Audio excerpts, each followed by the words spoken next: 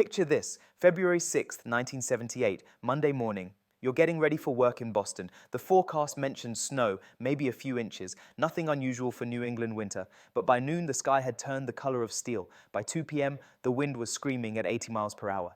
And by midnight, you couldn't see your own hand in front of your face. This wasn't just a snowstorm, this was the blizzard of '78, a meteorological monster that would bury the Northeast under mountains of snow. It would kill over 100 people, trap thousands in their cars, and shut down an entire region for a week. For those who lived through it, the memory isn't just of the snow, it's of strangers becoming heroes, of neighbors sharing their last can of soup, and of discovering what humans are capable of when nature unleashes its fury.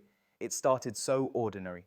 Sunday, February 5th, the weather forecast called for snow across New England, maybe 6 to 10 inches, nothing the region couldn't handle. This was Massachusetts after all, Rhode Island, Connecticut. These states knew snow, plows were ready, salt trucks on standby, just another winter storm. But the meteorologists missed something crucial. Two weather systems were about to collide, a low-pressure system from the Midwest, another pushing up from the Atlantic. And when they met off the coast of New England on Monday morning, they created something terrifying. Monday started normally enough. People went to work, kids went to school. The snow began falling around 10 a.m., light at first, but within hours everything changed. The wind picked up, howling like a living thing. The snow came down so thick you couldn't see across the street, and it didn't stop, not for 33 hours. By Monday afternoon, highways became parking lots. The Massachusetts Turnpike turned into a death trap. Cars stalled, trucks jackknifed, people abandoned their vehicles and tried to walk, but the wind knocked them down. Snowdrifts formed faster than you could imagine. In minutes, not hours, one moment your car is on the road, the next it's buried under 6 feet of snow. The blizzard hit at the worst possible time, Monday afternoon, rush hour, everyone trying to get home. Route 128 around Boston became a frozen graveyard of abandoned cars, over 3,000 vehicles trapped. The Massachusetts Turnpike, the main artery through the state, completely impassable. Interstate 95, buried. Your dad left work at 3 p.m. for a normal 40-minute commute. He didn't make it home until Wednesday. Thousands shared the same story. People trapped in their cars for 24 hours, 36 hours, some even longer, running the engine for heat until the gas ran out, wrapping themselves in floor mats, spare clothes, anything to stay warm. Some died. Frozen in their vehicles, carbon monoxide poisoning from exhaust pipes buried in snow, hypothermia claiming those who tried to walk for help. The wind was the real killer. Sustained speeds of 55 miles per hour, gusts reaching 110 mph along the coast. It didn't just move snow, it weaponized it. Horizontal snow that sandblasted anything in its path, visibility dropped to zero.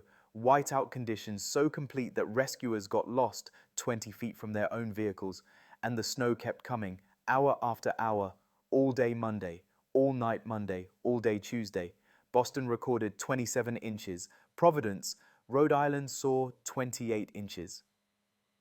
But those numbers don't tell the real story. The drifts told the real story. 20-foot drifts that swallowed houses, cars buried so deep only their antennas showed. Entire neighborhoods vanished under white mountains. The National Guard was called out, but even they couldn't move. Military vehicles got stuck. Helicopters couldn't fly in the winds. America's Northeast, one of the most populated regions in the country, was completely cut off. No way in, no way out. 8 million people trapped. On the coast, the storm surge hit like a tsunami.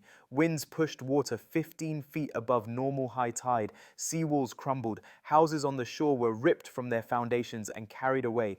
In Revere Beach, Massachusetts, entire streets of homes simply disappeared into the Atlantic. In Hull, residents watched the ocean take their neighbors' houses one by one, powerless to stop it. The Coast Guard cutter Pilot ran aground off Salem. Another vessel, the barge Global Hope, broke apart. Sailors fought for their lives in 30-foot waves and sub-zero temperatures. Some made it, others didn't. The ocean claimed them, swallowed them in darkness and ice. On Tuesday, February 7th, Massachusetts Governor Michael Dukakis did something unprecedented. He banned all vehicles from all roads in the entire state. Not suggested, not advised, banned. If you drove, you'd be arrested. It was the first time in American history a state had completely shut down its roads. Your mum woke up Tuesday morning to silence. No cars, no plows, just wind and snow. She went to the window and couldn't see the street. Couldn't see the mailbox, couldn't see the neighbor's house 30 feet away. Just white, endless white. The power went out in over 10,000 homes. Utility poles snapped like toothpicks under the weight of ice and the force of wind. Power lines down everywhere, buried under snow, impossible to repair. Your house went dark. The heat stopped. And outside, the temperature was 5 degrees Fahrenheit. With wind chill, it felt like 60 below zero. Your family gathered in the living room, the only room with heat from the fireplace. Everyone wearing layers, coats indoors, huddled under blankets. Your dad rationed the firewood, calculating how long it would last. 3 days, 4, the radio became your lifeline, batteries precious, turned on only for news updates. Schools closed, not just for a day, for the entire week. Businesses shut down, hospitals operated on emergency staff only, nurses and doctors sleeping in hallways because they couldn't get home, surgeries were postponed, ambulances couldn't respond to calls. If you had an emergency, you were on your own. Food became a concern quickly. The storm hit so suddenly that people hadn't stockpiled. Your mum checked the pantry, 3 cans of soup, some pasta, a half loaf of bread in the freezer.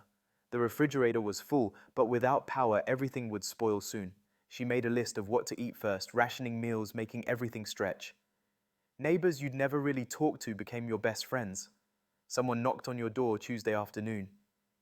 Mr. Peterson from 3 houses down, checking if you had enough food, offering to share his generator for an hour so you could keep the freezer cold. Your dad shoveled Mrs. Chen's walkway because she was 80 and alone. People looked out for each other because that's what you did when everything fell apart. But here's what nobody tells you about being trapped for days. The boredom, the anxiety, the not knowing when it would end. No TV, no phone, the lines were down. Just waiting, playing cards by candlelight, telling stories, staring out the window at snow that never stopped falling. Residents thought it was an adventure for the first day. By day 3, everyone was feeling trapped indoors. Some tried to walk to stores, a dangerous mistake. The snowdrifts were taller than grown men. You'd take 1 step and sink to your chest. Each step drained your strength.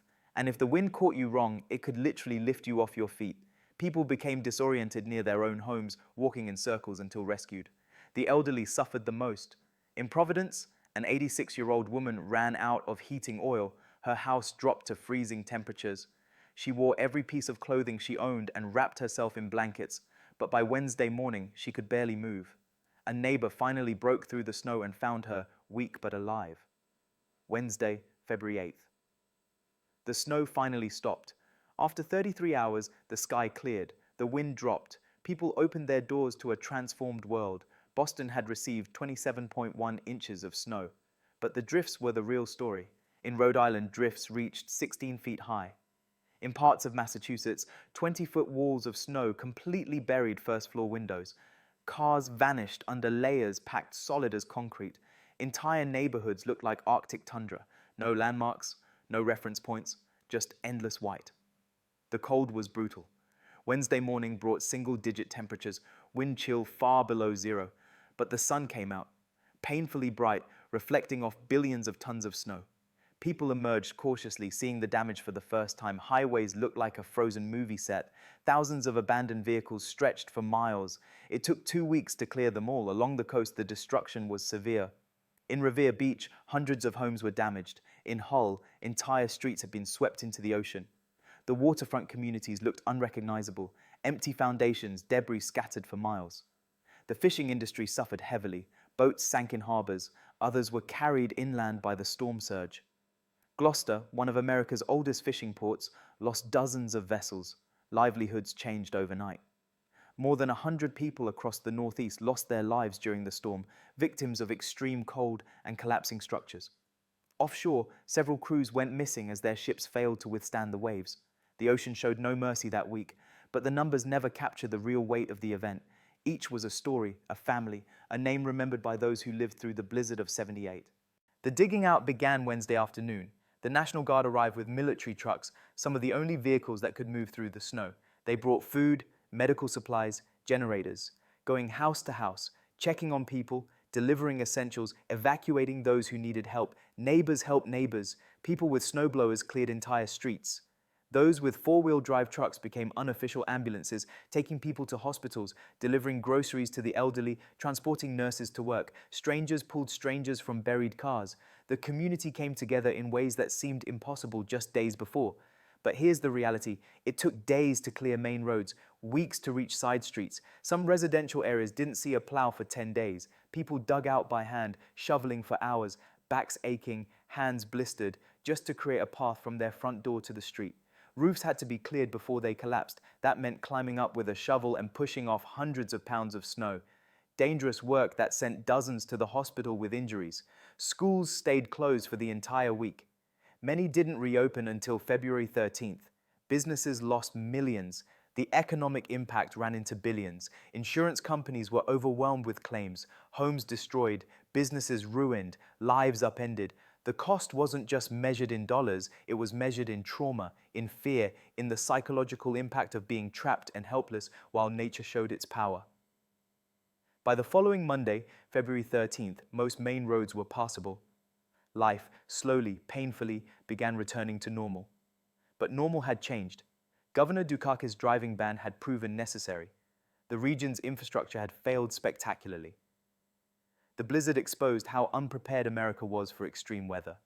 Emergency response systems were inadequate, communication failed. The storm had shown that modern civilization, for all its technology, was still vulnerable to nature's fury. The blizzard of '78 changed America. New England learned hard lessons. Emergency management was overhauled. Better weather forecasting was demanded and funded. Snow removal equipment was upgraded. Emergency shelter plans were developed. Building codes changed to require roofs that could handle heavier snow loads. Coastal defenses were reinforced. But more than infrastructure changed.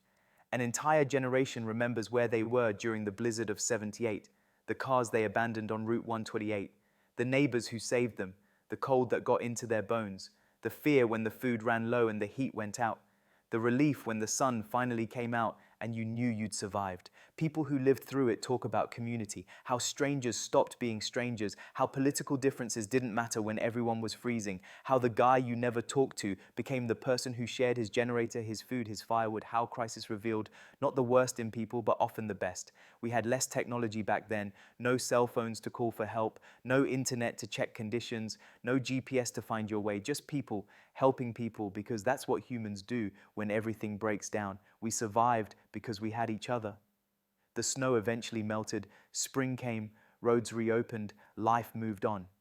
But the blizzard of '78 didn't just stop traffic for a week. It became part of New England's identity, a shared trauma, a shared triumph, the storm that tried to break America's Northeast and failed. If you remember the blizzard of '78, share your story in the comments. Were you trapped on Route 128? Did you help dig out your street? Do you remember the silence when all the cars stopped? Tell us.